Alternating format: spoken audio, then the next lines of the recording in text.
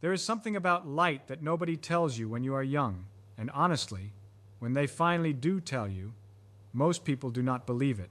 Light does not experience time. Not in the way you and I sit here and feel the seconds tick by. Not in the way your coffee gets cold on the table. Not in the way your face changes in the mirror, year after year. From the perspective of a photon, a little packet of light, the moment it is born inside a star 93 million miles away, and the moment it crashes into your eyeball is the exact same moment. There is no gap, there is no journey. The whole universe collapsed into a single instant for that little particle. And yet here we are, talking about sunrises and the 8 minutes it takes for light to travel from the sun to us. So which is it? Is light traveling through time, or is it not? And here is the thing that really grabs me by the collar when I think about it. The answer to that question, when you really pull it apart carefully and honestly, tells you something profound, not just about light, but about the very fabric of what time actually is. And I do not mean that in a poetic hand-waving sort of way. I mean it in a very precise, very mathematical, very testable way that changes how you see everything. Let me start with what we think we know. You are sitting in a chair right now. You are moving through time. Every second that passes, 1 second has gone by for you. Simple enough. Now imagine you get in a car and drive. You are still moving through time, 1 second per second. But now you are also moving through space. You are covering ground. Here is the astonishing thing that Einstein figured out, and that most people hear but do not really absorb. Space and time are not separate things sitting next to each other like two different ingredients in a recipe. They are woven together into one single fabric called space-time. And every single object in this universe, every atom, every you, every coffee cup, every photon, is always moving through space-time at a fixed total speed. Always. No exceptions. Now when I say fixed total speed, I mean something very specific. Think of it like this. Imagine you have a certain budget of motion, a speed limit for the universe, and that speed limit is the speed of light. You are always spending your entire budget. You cannot save any. You cannot spend more. You spend all of it, all the time. The question is just how you divide that spending between moving through space and moving through time. Right now, sitting still, you are spending your entire speed budget on moving through time. Every bit of that cosmic speed allowance is going into your journey through time. That is why time feels so real and unstoppable to you. You are rocketing through time at the maximum possible rate because you are not moving through space at all. Now start moving. Get up and walk across the room. You just diverted a tiny, tiny, tiny fraction of your speed budget away from time and towards space. You are now moving slightly slower through time than you were when you were sitting. The effect is so incredibly small that no instrument on Earth could detect it for a walking person. But it is real. It is not a theoretical nicety. We have measured it with atomic clocks on airplanes. We have measured it with GPS satellites, which would give you the wrong location by miles every single day, if we did not account for the fact that they are moving fast enough to age slightly slower than clocks on the ground. It is real, it is measured, it is used in your phone right now. So here is the kicker. What happens when you take all of that motion budget and you put every single bit of it into moving through space? What if you diverted 100% of your cosmic speed allowance away from time and into space? Well, the thing that does exactly that is light. A photon of light moves through space at the full speed of light, which means it has zero remaining budget for time. It does not move through time at all. It is completely, utterly, permanently frozen in time. The moment a photon is created and the moment it is absorbed are the same moment for the photon. There is no elapsed time in between, not one Planck unit of time, not 1/billionth of a second, nothing. The photon does not age. The photon does not wait. The photon does not experience the universe ticking along. It is, in a very precise sense, trapped outside of time entirely. And this is where I want to slow down, because I think people hear this and they nod their heads and they think they understand it, but they are actually picturing something wrong. They are picturing the photon as a tiny little ball zipping through empty space really, really fast. And they think, oh sure, time slows down when you go fast. So since the photon goes really fast, time nearly stops for it. That is not quite right. The photon is not nearly frozen in time. It is perfectly, absolutely, completely frozen in time. There is no such thing as a reference frame for a photon. You cannot hop into the photon's point of view the way you can hop into a moving car's point of view. The mathematics literally break down. The equations produce infinities and nonsense if you try to define the world from the perspective of something moving at the speed of light. The photon's experience does not exist. It is not that the photon experiences things very slowly. It is that the concept of experience simply does not apply to it. Time, for a photon, is not slow. Time for a photon is zero. Now let me give you an analogy that I think captures this better than most. Picture a map. On this map, you have north and east as your two directions. Now imagine you are walking purely east, not one step north, just east. From your perspective on the map, you are making no northward progress whatsoever. Not slow northward progress, exactly zero northward progress. North is a direction that simply does not exist in your journey. Now, north on this map is time, east is space. The photon walks purely east and makes absolutely zero progress in the north direction. Time is not a slow trickle for the photon. Time is a direction that does not participate in the photon's existence at all. But here is where it gets philosophically wild, and I love this part. If the photon is frozen in time, if the whole journey from star to eyeball is instantaneous from the photon's perspective, then what does that mean for reality? The photon left the sun and arrived at your eye in the same instant. So is the sun there. Is your eye there? Is the whole 150 million kilometers of space between them real in any sense that the photon can be said to care about? And the answer from special relativity is jaw-dropping. Space contracts. Just as time dilates when you move fast, space contracts in the direction of motion. For the photon moving at full speed, space itself collapses completely. The distance between the sun and your eye, from the photon's perspective, is not 150 million kilometers. It is zero. The photon does not travel. It is simply here, and it is simply there, and here and there are the same place. So we have a particle that experiences zero time and zero distance. It is not traveling through time. It is not traveling through space. And yet somehow, from our perspective sitting still here on Earth, it spent 8 minutes crossing 93 million miles. Two completely different descriptions of the same event. Both of them correct, both of them consistent with each other, and both of them telling you something true about the nature of the universe. How do you make sense of that? Well, you have to accept that time and space are not absolute. They are not like a stage on which physics happens. They are part of the physics. They bend and stretch and contract depending on how fast you are moving. There is no universal now, there is no universal here, there is only the relationships between events, and those relationships look different depending on your state of motion. I want to tell you why the speed of light is the maximum speed and why it has this magical property of zeroing out time, because this is not arbitrary. It is not just a rule someone wrote down. It comes from something deeper.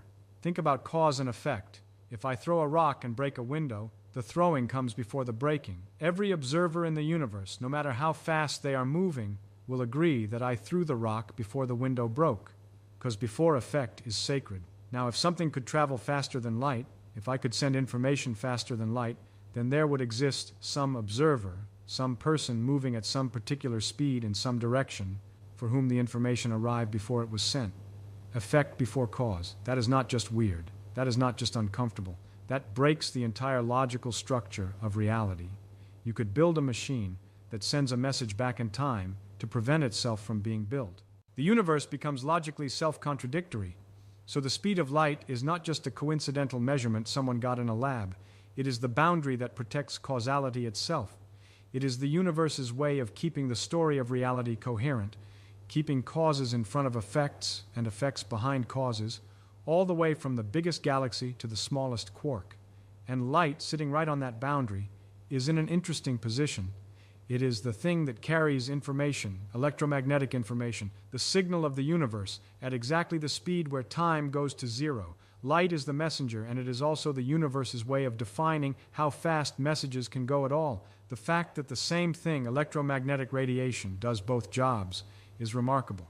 The photon is not just fast. The photon is the speed limit made physical. Now I want to talk about something that bothers people, and it has bothered me too, which is this question of what it means for something to be trapped in time or outside of time. We use the word trapped, but that implies the photon would prefer to experience time if only it could, and that is not right. The photon does not experience anything. It is not suffering. It is not floating in some frozen limbo, wishing it could feel the seconds go by. The point is not that the photon is imprisoned. The point is that our intuition about time is built from the experience of slow-moving matter, matter that is spending almost all of its cosmic speed budget on time travel, and that intuition breaks down completely when you get to things moving at full speed through space. You and I are time creatures. We evolved on a slow-moving rock drifting through space at a speed that is a tiny fraction of a percent of the speed of light. Every cell in your body, every neural circuit that makes you conscious, every intuition you have about cause and effect and before and after, It was all built and calibrated in conditions where the time dilation effects are so minuscule that they might as well not exist. And then we turn around and we try to imagine what it is like to be a photon, and our imagination just sputters and fails because our imagination was not built for this. That is not a failure of physics. That is a failure of evolved intuition. And the right response is not to reject the physics, but to update the intuition, to let the mathematics guide you to a place your gut cannot naturally reach. Let me try another angle on this because I think it helps. You know that when you look at a star in the night sky, you are not seeing the star as it is now. You are seeing it as it was years ago, or thousands of years ago, or millions of years ago, because the light took that long to reach you. The star might not even exist anymore. It might have exploded into a supernova 100,000 years ago, and we just have not gotten the news yet because the light from the explosion is still on its way. Now, from the photon's perspective, it was emitted and absorbed in the same instant, but we receive it at a moment that corresponds to 100,000 years in our future relative to when it was sent. So we are, in some sense, receiving a message from the past. The photon carries the past into the present. The photon is a time capsule, not in the way we normally use that phrase, but in a very literal space-time sense. The event of its creation is connected directly to the event of its absorption, and between those two events, from the photon's perspective, nothing happened, no time passed, no universe ticked along. From our perspective, civilizations rose and fell. I think there is something deeply important here about the relationship between information and time. Every piece of information you have about the universe came to you via some kind of signal, usually light or something that behaves like it. Your eyes, your radio telescopes, your X-ray observatories, they all detect electromagnetic radiation arriving from elsewhere. And all of that information is old. The light from the table in front of you left the table a few nanoseconds ago. The light from the sun left 8 minutes ago. The light from the Andromeda galaxy left 2.5 million years ago. You are never seeing the universe as it is. You are always seeing it as it was, assembled from messages from the past, all delivered by particles that experience no time at all during their journey. The present moment as you perceive it is a mosaic of the past, stitched together from timeless messengers. There is something almost poetic about that, though I prefer to call it physics rather than poetry. Now, some people ask whether there is a way around this, whether you could somehow build something that lets you experience what the photon does not experience, whether you could ride along with the light and finally see the universe unfold from that perspective. And the answer, as I said earlier, is no, not because we lack the technology, but because the concept does not exist. There is no valid reference frame at the speed of light. It is like asking, what is north of the North Pole? The question sounds like it should have an answer. It sounds grammatically correct. But north is a direction defined by its relationship to the pole, and once you're at the pole, north loses its meaning. Time is defined by its relationship to slower than light motion, and once you are at the speed of light, time loses its meaning. It does not become very slow or infinitely slow. It simply ceases to be a concept that applies. And this is connected to something beautiful in quantum mechanics, which I spent a lot of my life playing with. In quantum electrodynamics, the theory I love most, light is described as an exchange of photons, virtual photons doing strange acrobatic paths through spacetime, and the calculations involve summing over all possible paths the photon could take, every possible path, the straight line path, the path that goes to the moon and back, the path that swings past Jupiter. You add them all up. The genius of this is that the paths that are wildly different from the straight line path tend to cancel each other out when you add them, because neighboring crazy paths have phases that are opposite, and they destroy each other. The straight line path and the paths very near to it do not cancel, they reinforce. So, light appears to travel in a straight line, not because it has to, not because there is a rule that says stay on the straight path, but because the straight path is the one where all the neighboring paths agree with each other, where the phases line up instead of canceling. The light is, in some sense, exploring all of space-time simultaneously, and what we see is the result of that exploration, the constructive interference of every possible history. Now that picture, that quantum picture, sits beautifully alongside the relativistic picture of the photon being outside of time. If the photon experiences no time, then in some sense all of its possible paths are equally present to it, equally simultaneous, equally real. The notion of the photon going from here to there step by step is our description, our way of fitting what the photon does into our time-based language. The photon itself does not have a step-by-step story. It has a quantum amplitude that spreads across all possibilities, and what clicks into existence at the other end is the result of all of those possibilities interfering with each other. This is why I think the question in the title, Why is Light Trapped in Time?, is really asking something much bigger. It is asking about the nature of time itself. Is time a fundamental thing that exists out there in the universe waiting to be experienced? Or is time something that emerges from motion, from the interaction of slower-than-light matter, from the very specific type of existence that you and I have? The photon does not fit into time. But does that mean the photon is trapped? Or does it mean that time is a special feature of a particular kind of existence, the existence of things that move more slowly than light? And if that is the case, then time is not the container of the universe. Time is a property of certain things in the universe, things like us. I find that idea genuinely thrilling, not because it makes time less real. It is very real to you and me and to every atom in your body, but because it means time is telling us something about our relationship to the universe, about the angle from which we are experiencing it. You are a slow-moving cluster of atoms burning chemical energy to maintain structure, and the universe looks a certain way from that vantage point. A photon is a quantum of the electromagnetic field propagating at the maximum speed, and the universe looks completely different from that vantage point. So different that time itself is not part of the view. These are not two contradictory descriptions. They are two different angles on the same thing. And the mathematics of special relativity is the precise dictionary for translating between those angles without losing anything. There is a phrase I keep coming back to when I think about this. Nature is not embarrassed by our difficulty in understanding her. The photon does not care that our brains, evolved for fruit picking and predator dodging on an African savanna, struggle to visualize a particle that does not experience time. The universe was not designed for human comfort. It was not designed at all. It just is what it is, and what it is turns out to be deeply strange and precise and consistent and astonishing. Our job is not to make it fit our intuitions.